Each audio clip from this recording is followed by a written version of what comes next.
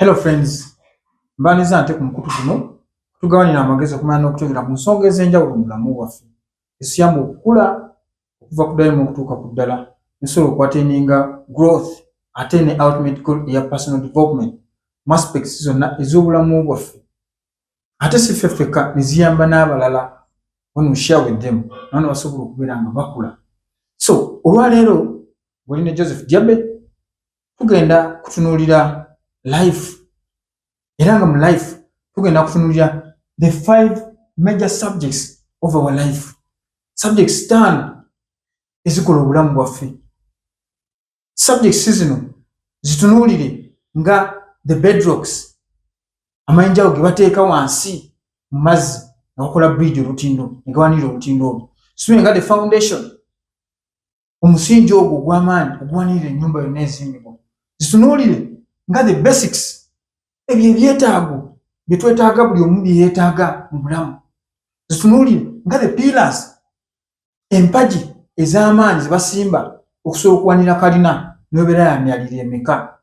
Zitunuulire nga the fundamentals, ezo ebintu ebyo eby'omugaso eby'omuzinzi ebyetaagisa mu kintu kyonna ekikolebwa. Zitunuulire nga the cornerstones, amayinja ag'amaanyi ag'omu nsonda agawanirira ekintu kyonna. Zezo the 5 major subjects of our life. Gemaanyi gaazo.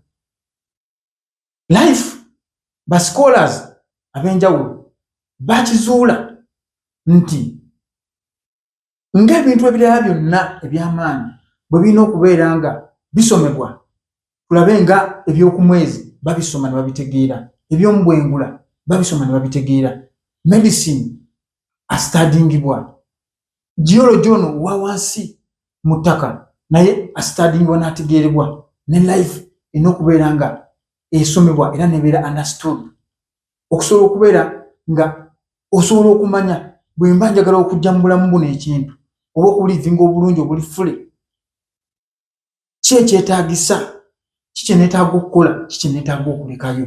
That is life, we have to study it. N'ofuna obulamu obuli fulfilling, obulamu bw'olina nga nawe obulivinze fule nga wandiyagadde n'omuntu omulala yenna abulivinga. That is life, era nga tulina okugisoma. Life eno subjects zino 5 tuzitwale nga life puzzle, zezo pieces za puzzle ze tulina okugattagatta. Fenna twali tuzannya ku puzzle, oluusi bayinza okuwa puzzle nga ya giraffe ng'olina okubeera nga bagikuwadde disorganize naye ng'olina okugattawo pieces obwo ekifaananyi kivayo nga ye giraffe yennyini. So naffe obulamu buno bulinga puzzle nga pieces zino zonna ez'obulamu zino 5 tulina okuzigattagatta. Philosophy, attitude, activity, results ne lifestyle. Bwe tuzigatta nga zonna zeddingana neeno nga zikola kye bayita life, bwe bw'obulamu. And those are the subjects 5 ze tugenda okutunuulira. So njagala subjects zino 5 ez'obulamu bwaffe tuzi-equating ku subjects ze tusoma mu masomero. Tugenda tunyako study ya primary. Mu primary tusoma subjects 4. Tusoma mathematics, tusoma science, tusoma English awamu ne SST. Subjects zino 5 tuzisoma kumpi kuvanga tuyingidde primary. Bwe tuyingira primary tutambula nazo paka we tumalako primary 7 naye nga tuzisoma for 7 years. Naye okusobola okuziwangula n'ogenda ku level endala onobeera nga subjects zino oziyise bulungi nga you have excelled in them. Ffenna tulwana okulaba nti no tufuna distinctions, at worst a distinction 2, naye tulwana buli omu alabe nti afuna distinction 1 mu math, distinction 1 mu English, distinction 1 mu science, distinction 1 mu SST, n'ofuna buna. Obuna busobozesa ogenda mu ssomero lyonna ly'oba olonze n'oattendinga secondary level n'odda ku level eddako. N'obulamu bwaffe bwe buli. Naye mu kwagala okufuna distinctions mu bulamu bwaffe ne mu ssomero tulina bingi bye tulina okukola. It's not a walkover. Si kuseeza ligenda mugga. It is not an easy road to travel. Mulimu bingi bye tulina okukola. Mulimu ensozi, mulimu obuserengeto, mulimu obusirikko bye tulina okuteeka mu nkola bingi okusobola okukola nino twatteninga excellence emu. ngachi tulina okumenga sure nti twatendinga lessons tubeeramu mu class mu kibiina ky'obulamu tubeeramu ne tutekinga lessons ezo tulina omenga sure tutekinga notes ez'obulamu bwaffe tulina omenga sure nti tukola tests ze batuwadde tulina omenga sure nti tukola revision ku notes zaffe tulina okumenga sure nti bwe tufuna tests ezo tureviewinga ne tureflectinga ne tukola corrections ne tutereeza ebyo byonna ebitagenze bulungi ne twongera okubiyiga ne tumanya kino bakikola batya kino bakikola batya. Ekirala tulina omenga sure nti tukola discussions ne partners baffe oba classmates baffe mu that life oba mu ssomero oba mu class. Then nekirala tulina omenga sure nti tukola consultations ne lecturers oba n'abantu abatusingako okumanya ku bintu bino byetusoma. So that is what it takes okufuna excellence, okufuna distinctions, okupassinga highly mu life, mu subjects za life and subjects ez'omu ssomero nga primary. So bwe tuba tusobodde okuteeka ebyo byonna mu nkola osobola okubeera nga osobola okuperforminga highly n'ofuna distinctions z'oyagala no excellinga mu life, mu subjects za life. So nja kutandika okutunulira subjects zino emu ku emu era nga olwayo tugenda kustudyinga life, tustudyinga subjects zino tuzikutte tutya, tusobodde tutya okuteeka mu nkola bwe tulina okukola okulaba nti tufuna obulamu obuli fulfilling. Tutambule ffenna awamu. Abasubscribinga mbeebaza ku mukutu guno n'abalikinga ate njatukulire wamu oba olina kyonna kyoyagala okusharinga osobola okugenda mu comment section n'okiraising up. You suggest anything. Netukulira wamu. So, subject yaffe esooka mu life is philosophy. Philosophy gitwale nga entegeera. It is our understanding. Philosophy eno kyeki? Philosophy ye encompassing eyo experience gye tuyina n'ebiki bye tuzze tuyiga mu bulamu bwaffe. It is the total of our experiences and what we have learned and understood in life. Buli kye tuyize okuva nga tuli bato, kuva nga oli muto oli ne bazadde bo n'ojja n'otandika okusoma kyonna ky'oyize mu institutions zonna ez'okusoma n'institutions zonna nga religious institutions n'ekwa gye tukoledde ne yonna gye tutravel ezo bwe wagendako n'okolera ewala oba n'osomera ewalala oba n'obeerako ewalala byonna by'oyigiddeyo byonna by'otegeddeyo experience z'ofunye is what totals up to philosophy. Yentegeera eyo philosophy. So philosophy nkulu nnyo nga subject mu bulamu bwaffe era twetaaga okugikwata obulungi ne tugisoma ne tugitegeera kubanga philosophy yeringa major determinant ey'obulamu bwaffe, yentandikwa era yensibuko y'obulamu bwaffe, yebeeranga direction ey'obulamu bwaffe, yetulaga wa gye tugenda, yebeeranga torch ey'obulamu bwaffe, emulisa netuwa ekitangaala mu kkubo lye tutambula mu bulamu, yebeera nga campus etuyamba okumanya direction ki gye tulina okukwata tuleme kubula. Nga olaba campus weyamba ab'emmeeri ku mazzi, ships, bakapiteni oba bapilot mu nnyonyi, teri futures ze balabirako nti waliwo omuti luli nayitawo wana eno kutuwetera wana. Campus eno gyakozesa naffe philosophy ye campus yaffe. It is the major determinant of our life, how our life turns out. Kubanga philosophy yeeyo ejjudde entegeera, yejjudde ideas, yejjudde knowledge. Eyo yonna knowledge gye tuzze tugadalinga nebeera nga eterekeddwa mu subconscious mind yaffe ne mu conscious mind yaffe. Eno philosophy yerimu ideas ze tusobola okuprocessinga ne tufuna decisions ez'obulamu bwaffe. Ye philosophy kikiba kirina ogikwata obulungi kubanga esalawo kinene how life will turn out. Ye philosophy era yentegeera yaffe. So philosophy eno etuyamba etya? Kubanga nabagamba nti philosophy yentegeera gy'osalawo okugamba nti kantambule nayo. Nga olaba nti abagagga balina entegeera oba philosophy gye batambula nayo nti bo balina kuspendinga nga bamaze kusevinga. Eyo philosophy ebayamba okukuza obugagga bwabwe.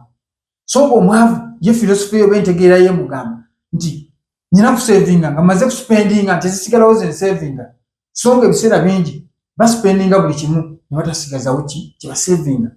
Ekimu ongera kumudraininga kumufuula nga mwavu. So philosophy enkulu nnyo. So philosophy eno lwaki enkulu? Kubanga philosophy yeetuwa ability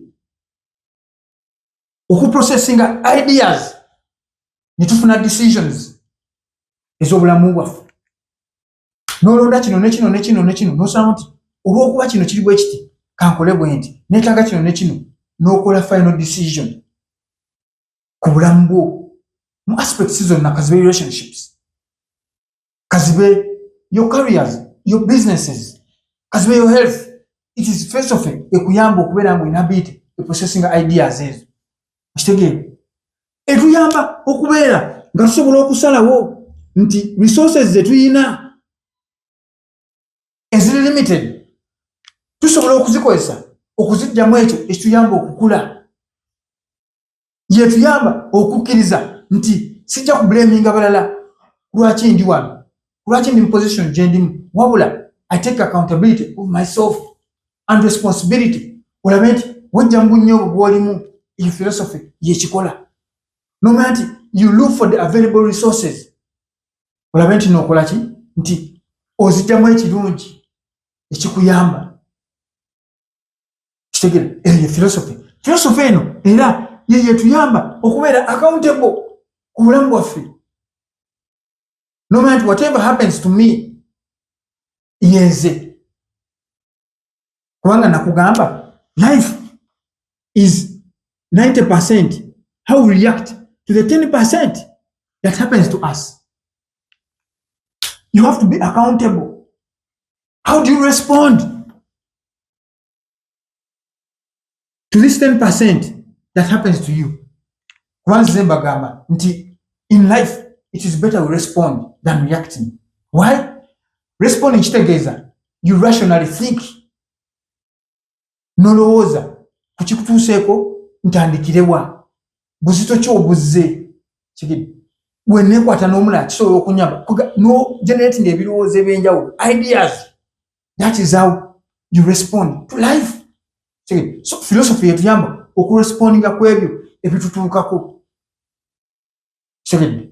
Philosophy kyekiba kinkulu. Philosophy ekira kyetuyamba etuyamba okubeera nga tu understandinga change. Understanding change. Ye philosophy bwe bwongo obukwa okutegeera nti enkyukakyuka mu bulamu ziri necessary, tolina kuzitya nti bingi oyinza obutabikyusa ebikwetoolodde wabula okujjako okukyusa gwe kenyini gwalina okukyusa entegeerayo ku bintu ebyenjawulo. Eyo philosophy yekituyigiriza, yekituwa nti I have to change for the better. Philosophy yekituwa nomanya nti change is inevitable. Ejja kugiramu ebirungi n'ebibi, but I have to go in for it kubanga nina okuva mu position eno etanyamba. That is philosophy yekikola. Philosophy ekira kyetukolera etuyamba okubeera nga tweyawula ngaba humans ne animals,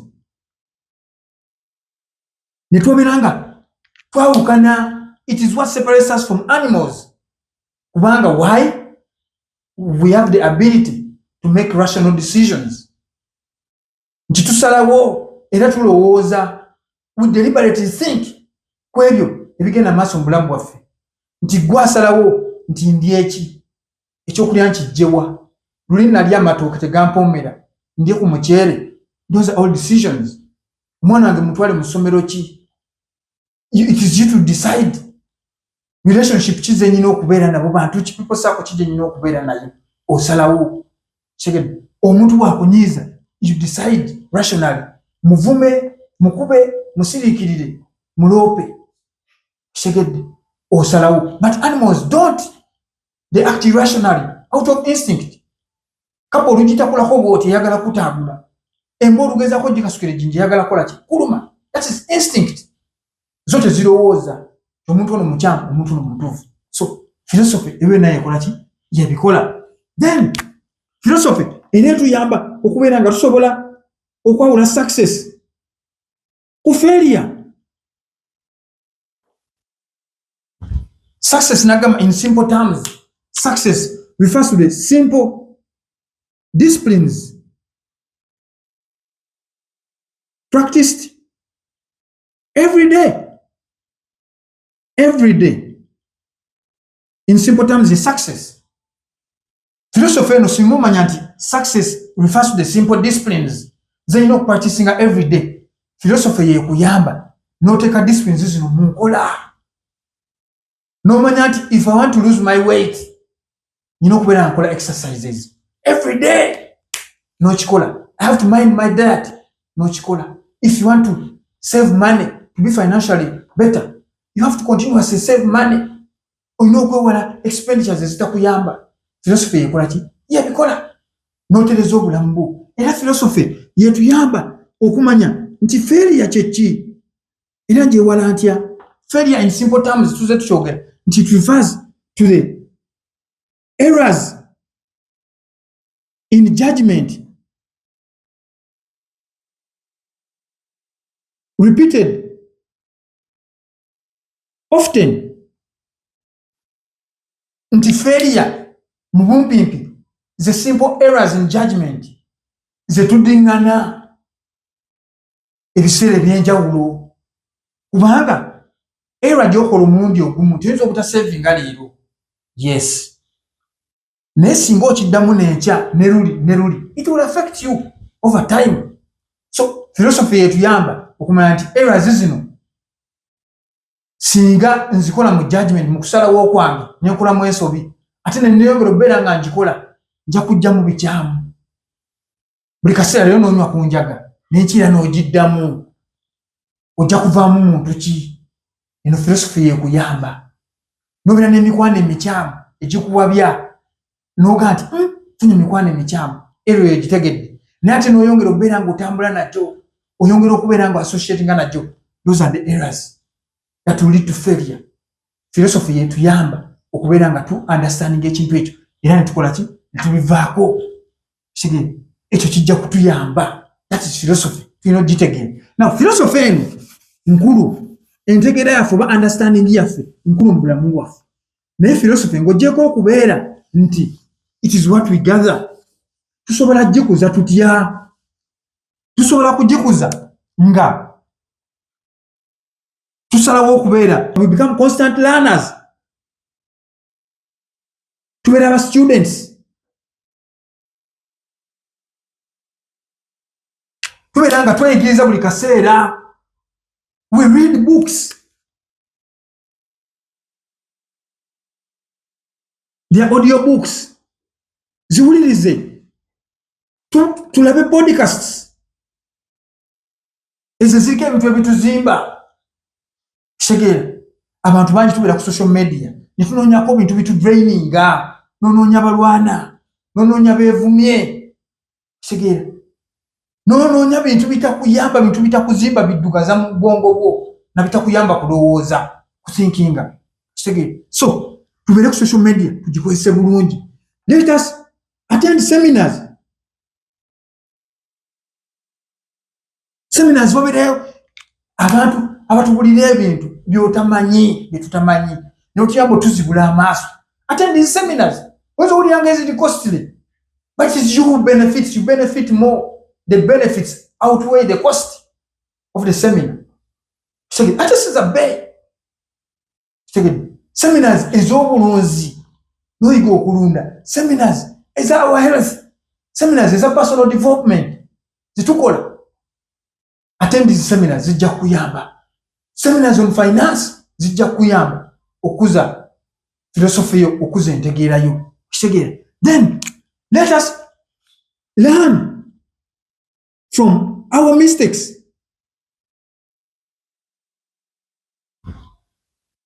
Omuntu yenna ayigira ku mistakes ze abeera smart.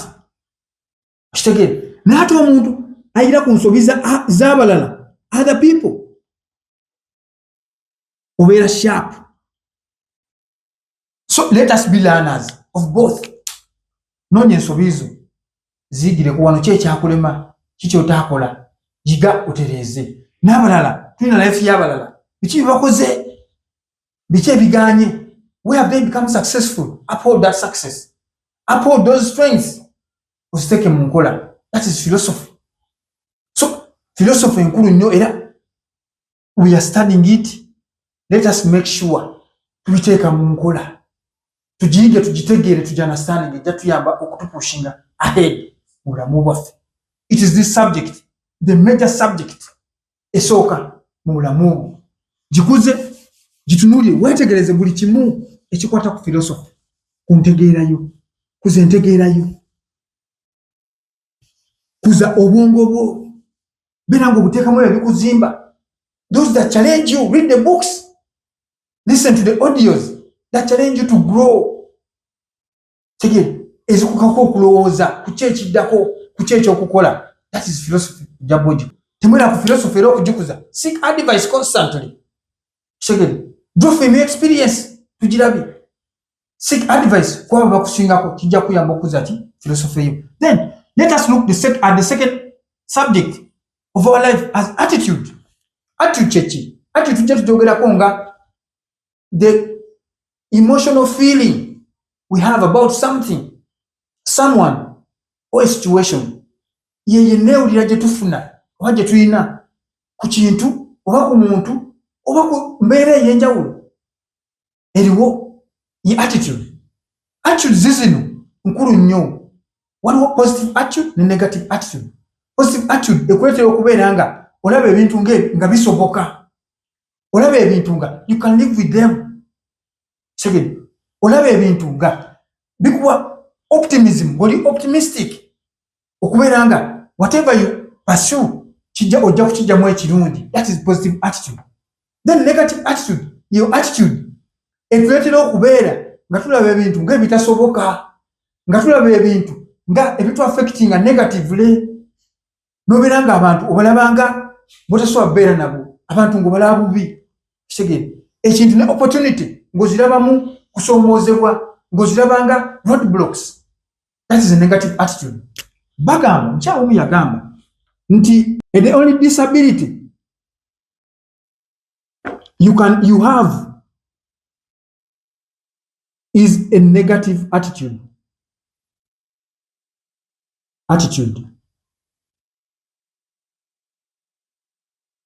Nti disability yokka gy'osobola okubeera nayo mu bulamu ye negative attitude. So tojjako negative attitude. Negative attitude bagikomparinga ku flat tire, ku mupiira ogweddemu omukka, nti you cannot go any further with it unless you change it. Fena twali tuvuze ku gaali, fena twali tuvuze ku piki oba emmotoka, omupiira singa gugwamu omukka, you cannot go anywhere. Olina kunoonya the next petrol station oba okuyimirira wennyini n'ojjayo jeke n'oguggyako n'ogukyusa nteeko spare tire. Tosobola kutambula na negative attitude, tosobola kutambula na mupiira gweddemu omukka. Ye negative attitude. We should change it. It will take you the wrong direction. Buli kimu ojja kirabanga tukirina mu mugaso, kirabanga ekibi. So attitude eno tulina ebintu ebyenjawulo mu bulamu bwaffe bye tutambula nabyo nga tulina okumega sure nti tualigninga nabyo bulungi attitudes zaffe. What are these aspects of our lives of which we have to align our attitudes well with them? Ekizooka, attitude towards the past. Oshitegedde, towards the past. Past yaffe erimu ki? Past yaffe erimu failures, erimu disappointments, erimu rejections, erimu backgrounds zaffe zetulowooza nti si nnungi, gye tuvudde nga zifuuka limitations gye tuli, erimu sicknesses. Kitegedde, that is what is embedded in our past. Erimu okulemererwa erimuzi obstacles ez'enjawulo. So what is the best attitude you must have on your past? Neewulira ki gy'olina okubeera nayo ku past yo, ku ebyo bye wayitamu. Kitegedde erimu losses. So our attitude towards the past should be to take the past as a school. Past tugirabenga essomero, past tugirabenga okugyamu lessons, tugirabenga ekifo kyetwayigiramu, kyetuyigiramu. Kitegedde the losses yigiramu nti omba nakola ensobi wano lwaki sijja kugiddamu, kino nakikola sijja kiddamu. Kitegedde obstacles laba engeri gy'ozivuunuka ezakugira, rejections, disappointments, zonna tuziggyemu lessons. Oyinza okuba mu relationship nga tebyagenda bulungi, you are disappointed. Look through lesson ki gye wayigamu. Maybe you gave him too much, nga this time olina okutta ku bigere. You don't test the water, the depths of the water with the both of your feet. Gyamu lessons ezo. Kitegedde obulwadde obwakukwata, lesson ki gy'oyiga, kikyosa ogamba abalala. That is the past. Embeera yonna gye wayitamu, your backgrounds. Oyinza okuba nga teyali nungi, maybe you didn't attend education, temwalina sente. What have you learned? Kubanga bagamba nti you will not be blamed for being poor, being born poor, but you are to blame for dying poor. Teri ajja kukunenya kubeera nga wazaalibwa oli mwavu. Teri. No one will blame you. Naye abantu, you will be blamed for dying poor. Kubanga olina chance okukyusa engeri gye wazaalibwa. Wazaalibwa mbwavu, olina chance okukyusa n'obeera ng'oli omuntu agaggawadde, omuntu ali wealthy, omuntu ali fulfilled mu bulamu. Ekyo chance ogirina. So we have to change that attitude towards our past. Past yaffe tweraliikiriza bwereere, kubanga njankubuulire, our past is static. Terina maanyi. Ebyawo byaggwa. The decisions you made in your past cannot define your future. Yes, they have defined your present, but use the present moment to make decisions of the future, to change your future. Past kyo togyetaaga. Pick out the lessons and make the right decisions or make a future eri better. So don't fear the past. It is part of you. It is part of your life. But it does not define you. So this is your past. That is the attitude you're supposed to build on your past. Then, aspect in that you know, okubeera ne attitude ennungi is the future. Future erimu biki? Future erimu bye tuluubirirwa okutuukako. Erimu obulamu bwaffe obw'omu maaso, ebyo bye twagala okufuuka, bye twagala okubeera. Ne future, attitude yo erina beera etya? We face the future in two ways. One of the ways is apprehension. Apprehension kyeki? Okubeera nga twesigiriza, nga tulina fear, nga tulina worry eya future, ne tweralikira eby'omu maaso, ne tuba ne negative attitude ku future. That is apprehension. N'obeera ng'oli pessimistic, ng'olowooza by'okola tebijja kuvaamu kalungi, byonna bijja kufeiringa. That is, you face future with apprehension. Eyo tejja kuyamba kukula. Second, you must face the future with anticipation. That's the second way we face the future. Anticipation kyeki? Okubeera nga weesunga, okubeera ng'oli optimistic, ng'olina hope, ng'olina positive thinking ku future, nti byonna bijja kubeera bulungi. Let me save this money. Njazikolamu ekirungi, njazikolamu poloti maaso eyo. That is being optimistic. That is being anticipative of the future. Anticipation eyo niyo kuyamba no setting goals of your future. N'okola plans from A to B. Okulaba nti osobola okutambula mu bulamu bwo. wateninge goals ezo settings. That is anticipation. Obera wesunga future kujiramu ekirungi. No matter the obstacle, no matter the situation, you have to be hopeful. You have to be optimistic. So that is the best attitude. Join okubeera in the future. Be optimistic. Wejemu okubeera nga weeraliikirira, ngobeera ne fear, ngobeera ne worry, ngobeera negative ku future yo. Then aspect endala gye tulina okubeera attitude ennungi is the people. Neewulirayo ki ku bantu b'obeera nabo, ku bantu abakwetoolodde. Segedde ensi ejjudde abantu bangi, ffenna tuli banjawulo, naye neewulirayo ki? Segedde you must ensure ku bantu bano attitude yo erina okubeera nti you must be ready to accept people. You must live with people. You are not an island. Tegedde eyo yentandikwa. Kkiriza nti ojja kubeera n'abantu bano bonna, good or bad.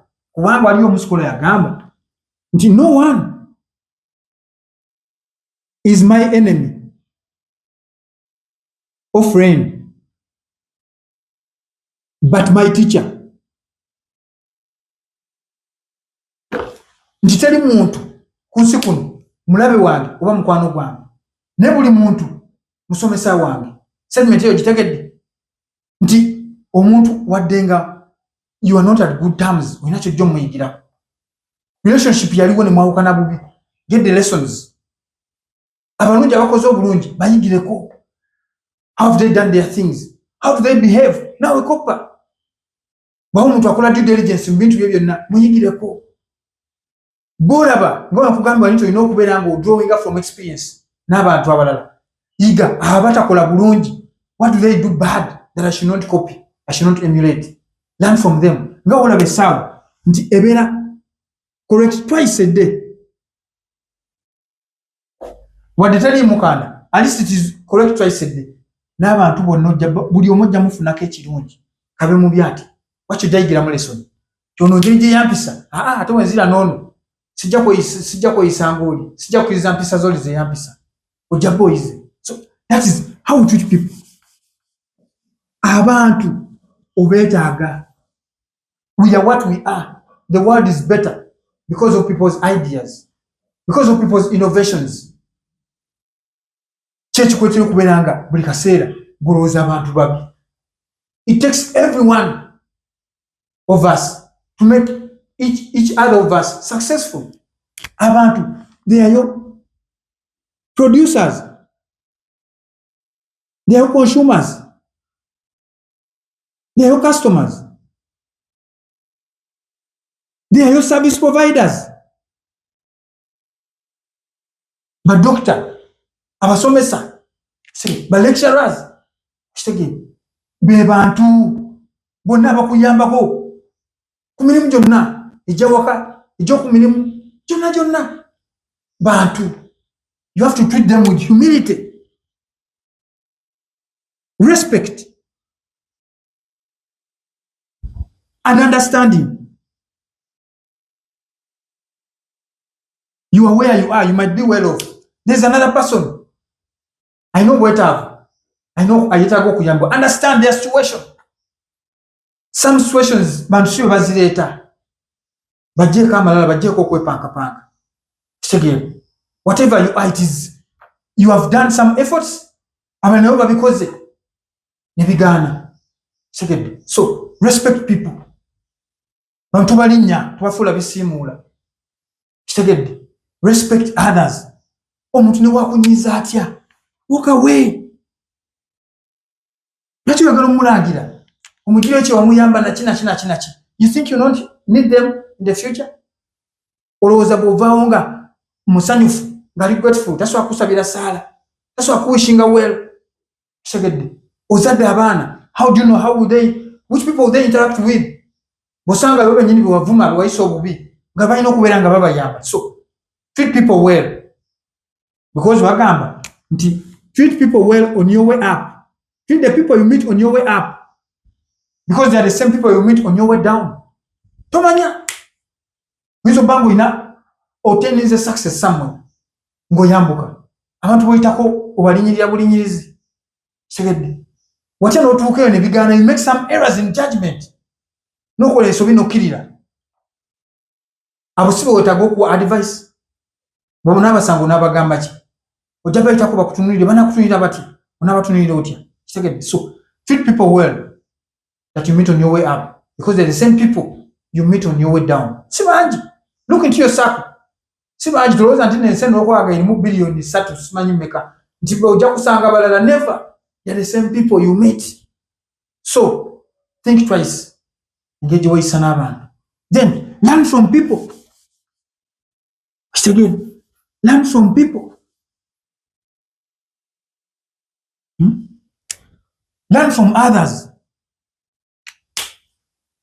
ebintu byolina okuyiga draw experiences draw lessons from people kyo kyensobola okugamba kubanga weetaaga abantu okumala kufaananyi oli musomesa n'omuzadde najja nga dokita oba nansi kusomera n'omuyisa bubi n'omuvuma azikula mwana we n'omuyisa bubi n'ogera nebubi what if you go to that hospital or clinic n'omusanga yaliwo how do you expect them to treat you era onamutunuulira otya so be mindful engeri gye tuyisaamu abantu kitegeera kijja kukuyamba then another aspect of attitude gye tulina okutunuulira is yourself gwe kenyini what is your attitude towards yourself neewulirayo kikuggwe gy'olina kitegeera gwe nga gwe weerabanga ng'ani weerabanga alina obusobozi oba weerabanga failure abantu bangi abeeraawo neyeekubagiza neweecriticising kitegeera attitude kitolina okubuildinga you must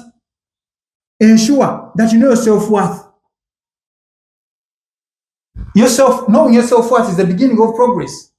Kubanga ojja kumanya wawooli kikyolina kikyoli omanyi kino kye neetaaga okuimprovinga era otandika okukola ki okuimprovinga so know your self-worth ekyo kimanyi nti wano ndi bulungi mu kino wano ndi bubi neetaaga okuimprovinga uphold the strengths and strengthen the weaknesses kitegedde that's the first one then another one believe in yourself wekiririzeemu kiriza nti oba abalala basobodde okukola bye bakoze oli asobodde osoma obutabo 5 asobodde okwateringa knowledge mu kino asobodde okuyiga skill eno mu myezi 3 nange nsobola if others have done it then I can omuloli asobodde okulezinga omwana wo bulungi now even me I can if someone has managed to start their career ne bakola due diligence gye balina okukola nange I can if someone has made their business well then I can have that belief kiriza kinawe osobola then raise your self-esteem by helping others kijja kuyamba okuraising self-esteem yo uphold your values okitegeera kijja kuyamba yamba abalala okufuuka kye bali okufuna progress mu bulamu bwaffe kijja kuyamba okuraising self-esteem yo know that you are enough to do whatever you can do, your abilities. That's the attitude you need to believe in your potentials, to bring out the full potential of yourself. Talents, zoina, your passions. Zikuze. That's the attitude you should have. Avoid criticizing yourself. Believing in yourself and raising your self-esteem. Ngenda kuwa example y'omwami omu bamuyita Lewis Hawes. Omwami ono mu America. N'okwera ku Facebook kwali, ku Instagram kwali, YouTube gyali. Omwami ono yali wa myaka ndowooza nga 27. Yali akyazannya mupiira. Yali azannya football. Nga gwagala nnyo yali passion ye naye passion yo nebeera shattered by an injury nebeera blocked nafuna injury nabeera nga takyasobola practicing passion yo gye yali agala ey'omupiira nafuna injury n'amala ebbanga kumpi mwaka mulamba nga alina injury ewa sister we so naye yali yeeya n'abeera nga asula mu ntebe ewa sister we naye bwe yabeera awo nga talent ye shattered naganyiza kola ki nekiririzaamu temala maani na believing anti ayina ebirala byasobola okukola okubeera nga abeera omuntu ow'amaani nawezinga self esteem ye era yawanika akatabo bakayita the school of greatness osooka noonyaako kali New York bestseller kali kamaanyi nnyo makulu gaako mangi nnyo malungi era ayina ne program gyakola ku Facebook era ne ku YouTube era ne ku Instagram nga it is all about school of greatness yatuuka naga nti nsobola okuyamba abantu abalala okufuuka kye bali kitegedde okufuuka ab'enjawulo era n'atandika okukola programs interviews n'abantu abaatteninze success abantu abali great abakola interviews nabo n'abajjako advice n'agisharinga naffe abantu abalala era newomunoonya you see that is what he's doing and he has helped so many people abuilding a brand n'akola sente ennyingi nenabeera nga ali fulfilled ali mulamu obuli fulfilling so ekyo Lewis Howes akikoze nawe believe in yourself kitegedde ati joina okubeera naawe gwe nga gwe omuntu show self love to yourself kitegedde become aware of who you are weyagale don't criticize yourself kitegedde kijja kuyamba kitegedde work hard on yourself weekuze soma byolina okusoma develop the skills attend personal development start your personal development journey olabe nti weekuza mu byonna aspects zonna mu health mu your careers your business your relationships zikuze kitegedde olabe nti nno ofuuka omuntu ali improved omuntu ali better obulamu bw'oyagala kijja kuyamba then always reflect on life otambudde otya kitegedde add value to yourself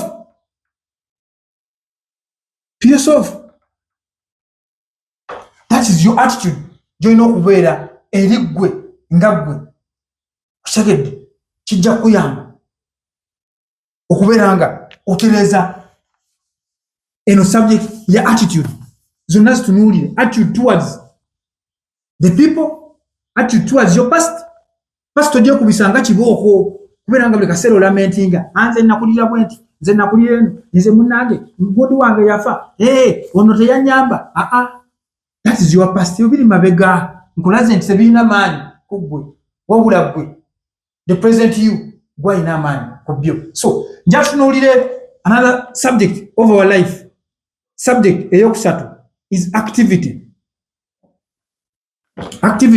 tukitwale nga the labor part tukitwale nga the action part tukitwale nga the miracle part the miracle subject of our life ye activity erimu ki activity eno etegeeza kuteeka mu nkola ebyo byonna bye tujja mu philosophy ideas zetugenerating decisions zetusazeewo investing awamu ne attitudes ennungi mu activity into labor into effort go all in put all the effort that you can mu activity kubanga activity yekola miracles. There's so many miracles when you add philosophy and attitude. No take a ezo zonna elements za discipline. Second, no take a okubeera ng'oli disciplined, nobeera consistent. You raise these miracles will come. Kubanga ye Katonda atugamba nti give me the seed and I'll give you the tree or plant. That is a miracle. Gwali olowoozezza omuti ekimera kino kijja kitya ng'oggyeko batusomesa mu science. But these are miracles, these are mysteries. You cannot explain. And you yourself your miracle. So if you don't believe in miracles, take example ziriyo. You yourself your miracle. There are so many mysteries. Is it Janenga? You see them, they are miraculous. So let us do these miracles. Kola choino kukola. Kitegedde. Activity part ina parts bbiri. The first part is do what you can. Do what you can. Kola ekyo kyosobola okukola. Look around. The world is a product of people who looked around and did what they could. Know your problems and find solutions. Second, look into your abilities. Look into your potential. Look into your talents. Look into your passions. Look into the skills you have. Okole ekyo kyolina okukola. Noonyereza ebyo byonna by'osobola okukola wadde byonna tojja bikola. Ne buli waba n'eriiso ojja kulonda nti sobola okukola kino. You come zeroing in. Kino kisobola, kino kisobola, kino kisobola ne kino. Okole ebyo by'osobola. Tomanya n'ebirala ojja kugenda obyongerako. So do what you can. Kitegedde. That is the first part of activity. Kola ekyo kyolina okukola. Put in the disciplines. If it is your health, kola ekyo kyolina okukola okutereza health yo. If it is your career, your business, kola ebyo byolina okukola okugitereza. If they are your relationships, do it. If at help others, start and do it. Kola kyonna kyolina okukola. Oba bakuwadde oyamba muntu, oba oli mu dduuka lya muntu, kola. Oba oli ku mulimu gwa muntu, oba oyamba waka, do what you're supposed to do. Why do you want to be pushed around? So do what you're supposed to do. Find what to do. Miracles will happen. Put in all your knowledge and understanding. Have a positive attitude. Then part of your activity is do the best of what you can. Kyonna ky'osazeewo okukola kikole n'amaanyi go gonna. Second, whatever you get your hands on, do it your best. Osazeewo okuyamba balala. Give them all that experience you have, all the knowledge ebayambe. Osazeewo oli musawo mu ddwaliro. Do your best. Lwaki osalawo okubeera ng'olina bojjanjaba omuntu bajjanjaba? Oli musomesa, do your best okusomesa abalala. At your careers, in your business, do your best. Kitegedde. Eno part ya activity etwetaagisa ffe okukola kye tusobola kola. Do. Take action. Don't wait for confidence. You get confident as you take action.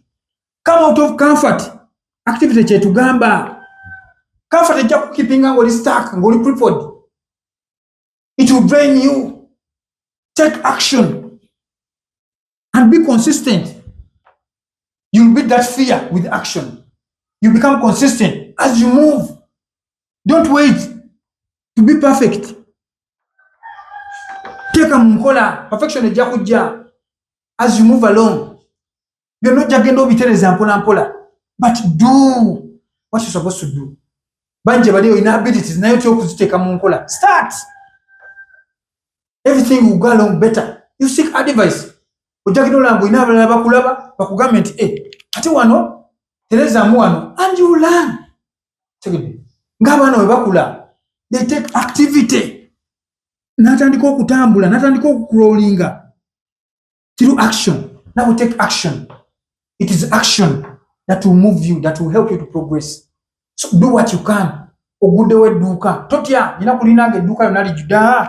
Just stock your shop. Take up sales people abalungi. Asobola okusikiriza bakasoma okugula ebintu. Asobola okunyola akasoma ebirungi by'ekintu. Miracles will happen. Bakasoma bajja kugula. So that's the part of activity. Kitegedde. Mukama yagamba nze mpa ensigo nja kuwa omuti. Kitegedde. Do everything possible. Make investments. Kitegeera. Mu activity eno, you need not rest too long.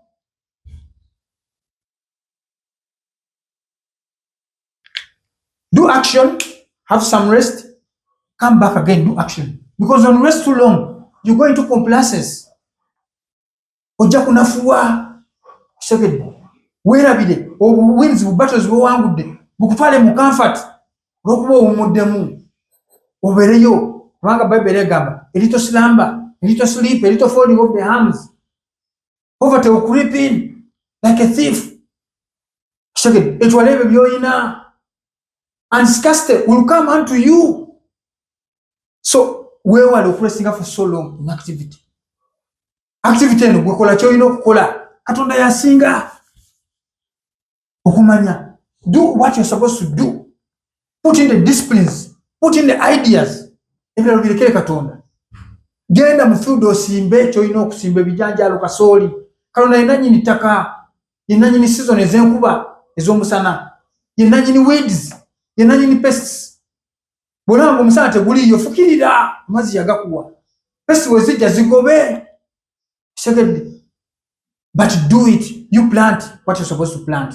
So that is activity. Then another part, another subject of our life that we know studying is results.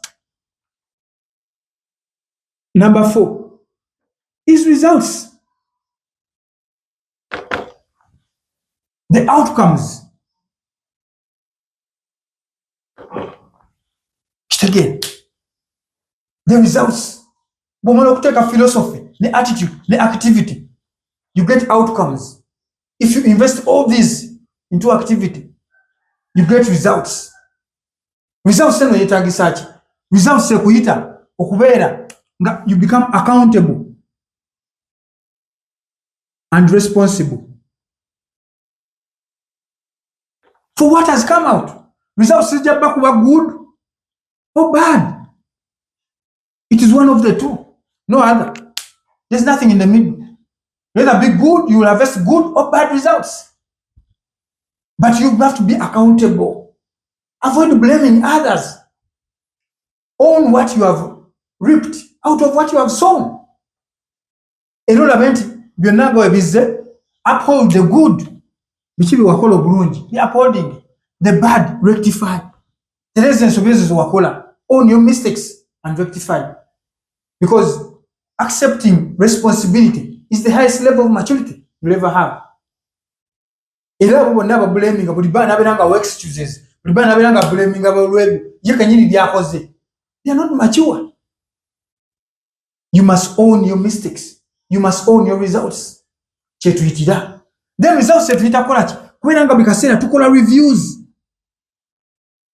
and reflections. Kuba byonna bye tukola. Review your past. Kitegedde. Review your results. Review your business. How is it faring? Review your relationships. Reflect on how things are moving. So that's what results called for. Always measure. Have some measurable progress in a measurable amount of time. Maybe hourly, daily, weekly, or yearly. Or measuring bitambudde bitya. Because what is measured is always done. When you measure, no labanti, waliwo ekibuzeemu, notereeza, you rectify. Then you continue. So always measure. Second, results is a game of numbers. Manya, nfunye eki, nasalawo okusala weight, njagala kutoolako kilo 10, nyina mmeka kati, nyongere ku dduka. Numbers. Business, you look at the profits, look at the losses. Which ones outweigh? Laba ekyokukyusa. Look at your relationships. Second, how many times do you share with your loved ones? Look at these numbers. Look at your progress. Always results kyekuyitira. And always be truthful in your results. Apart from being accountable, be truthful to yourself. Teweerimba. Results is ennungi neweerimba noyagala ozisiga akazigo. Kiriza. Because the first point of change, of making a change, is to accept the results. That's where you can start from. Kiriza nti bigenze bulungi era nkyuse. Truthfulness eno ejja kuyamba okutereeza zino zonna subjects endala.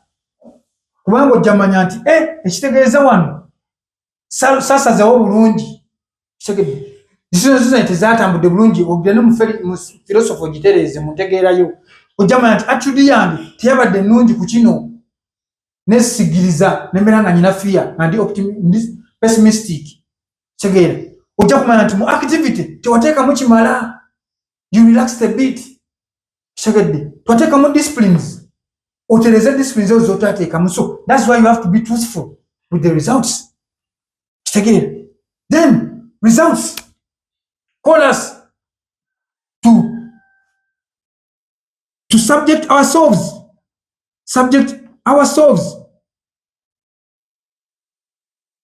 to regular checks. Buli kaseera carry out checks and balances. Olabe wa wotuuse kijja kuyamba. Second, always measure your results. Don't forget. Then results zino bwe tuzimaliriza subject kyesembayo kitegedde mu bulamu bwaffe, and that is lifestyle.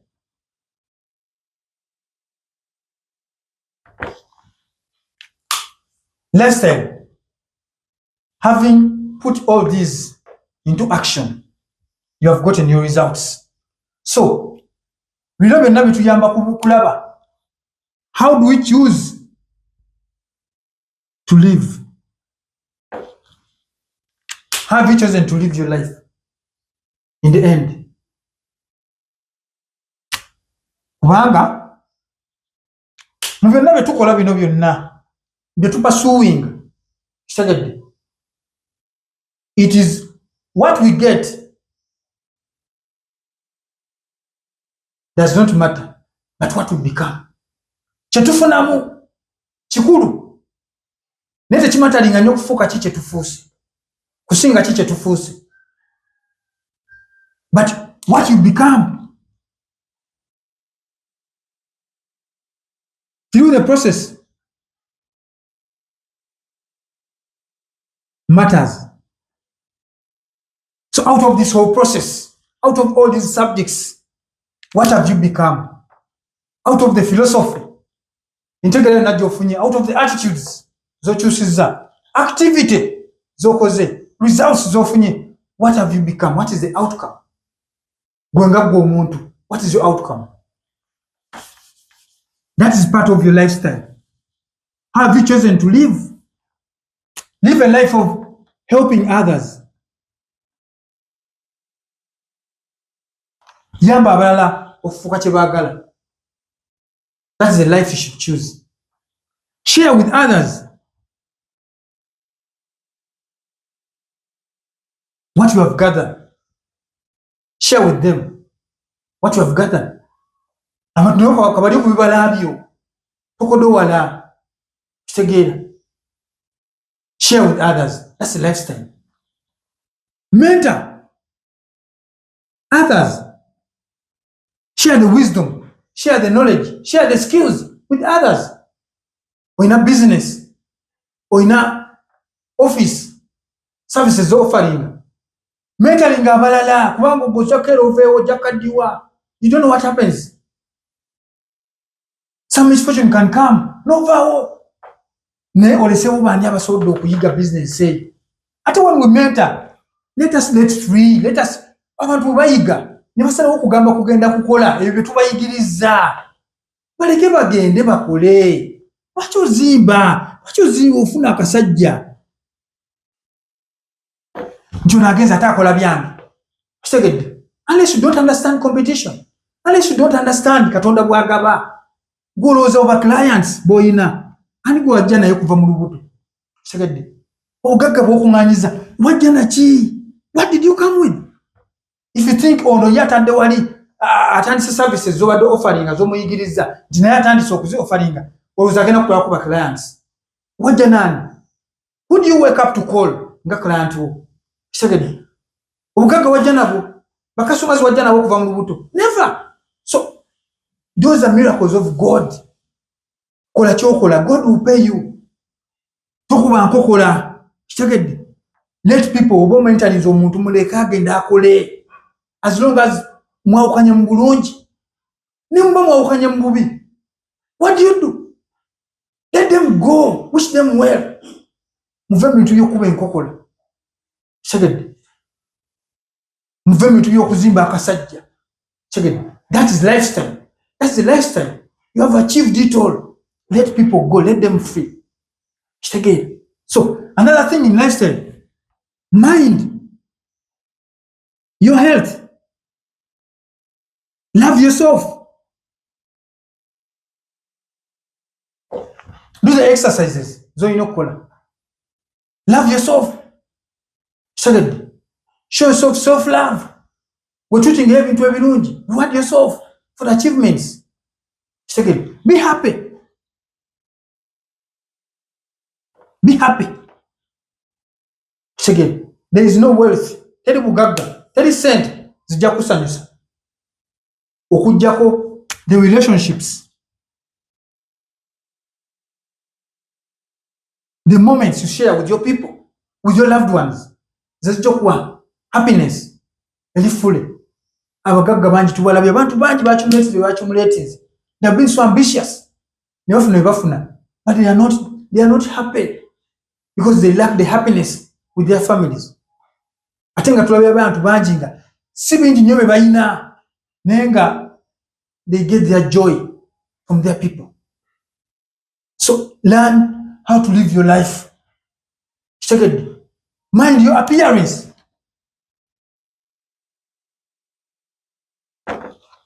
Your physical appearance. Wegulira engoye ennungi, yambalako obulungi bw'oba osobodde. Ki ekikwambaza engoye z'ebituli? Funayo kadiyo ka perfume weekubeko owunyeko obulungi. That's lifestyle. Kaviiri kakole oba kasibe. That is lifestyle. And lifestyle, the last thing I think with lifestyle is faayo okulaba nti weeyigiriza ebyo byonna by'oyagala. You grow or develop or study your passions,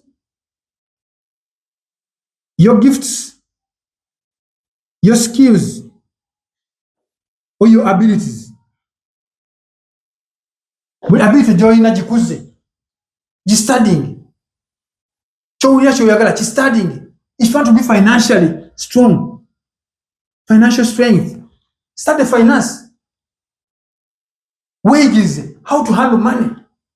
Weeyigirize how to grow your finances, how to invest. If you want to improve health, study health. How can I improve my health? It'll be taken munkola. If it is your relationships, study how to improve your relationships. That is only lifestyle. Bino byonna tubiteeka mu nkola. Zino zonna subjects ez'obulamu bwaffe singa tuzisoma ne tuzunderstandinga bulungi kijja kutuyamba okubeera nga tubeera ne life eri successful, eri fulfilling. In lifestyle again, be grateful to yourself and to others. Ebyo bakoledde n'ebyo by'otuuseeko si buli omu kyabituuseeko. So learn to be grateful as you pursue other things. Nga bw'ogoba ebirala siima ebyo by'otuuseeko, siima ebyo abantu bakoledde, kijja kuyamba. Live a life ekweyagaza, live a life ekwa fulfillment, kijja kuyamba. How do you associate with your people?